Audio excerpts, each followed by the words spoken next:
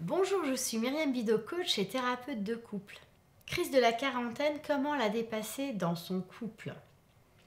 Premier point que je voulais aborder avec vous dans cette vidéo, un point très important, point à ne pas confondre. La première chose, c'est ne pas confondre je ne vais pas bien avec le fait de je ne suis pas bien quand je suis avec toi. C'est très important parce que très souvent il y a un amalgame.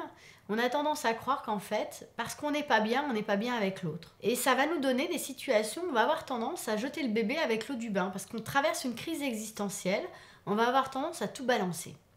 Et ça, c'est très risqué parce que ça crée des dégâts, et ce sont des dégâts irrémédiables. Or, si on prend les choses étape par étape et tranquillement, et si on se fait aider et accompagner, on n'est pas obligé d'en arriver parfois à des situations assez extrêmes. Donc, c'est très fréquent dans le milieu de vie d'avoir une crise existentielle, d'avoir de vraies questions de fond. Et c'est important de se faire accompagner pour pouvoir mettre de la clarté et pour pouvoir prendre des bonnes décisions pour soi. C'est un leurre de penser que si on va pas bien, c'est nécessairement de la faute de l'autre. En réalité, c'est important de pouvoir se remettre au centre et de pouvoir prendre sa part de responsabilité, de pouvoir voir de quelle façon, si on ne va pas bien, on va faire en sorte de faire ce dont on a besoin pour soi, pour aller mieux. Donc déjà, première chose, c'est de pouvoir se faire aider, que ce soit en individuel ou éventuellement en couple, parce que souvent, ça peut faire sens de se faire accompagner également en couple si votre partenaire est partant.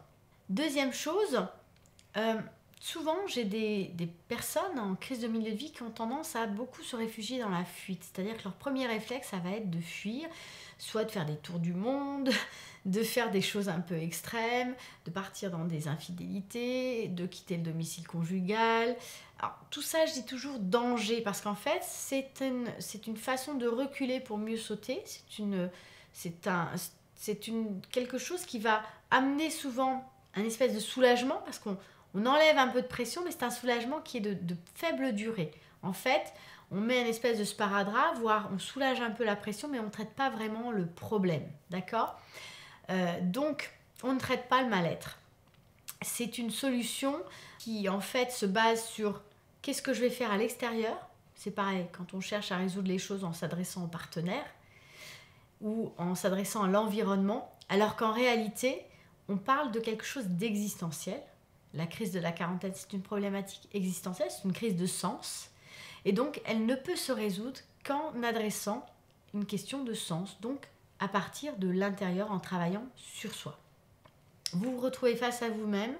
Si c'est trop compliqué, faites-vous accompagner, allez voir un psy, allez voir un thérapeute de couple, faites-vous éventuellement accompagner en couple.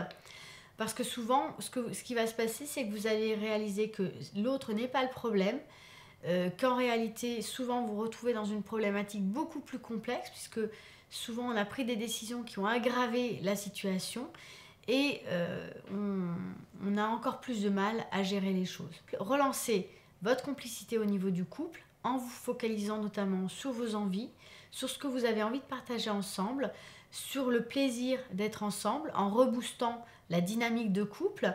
Regardez également ce qui fonctionne dans votre relation, ce qui a moins fonctionné dans votre relation, et à partir de là, regardez ensemble ce que vous pourriez mettre en place pour recréer quelque chose qui vous convienne à l'un et à l'autre et qui corresponde mieux à vos envies actuelles, à vos envies d'aujourd'hui.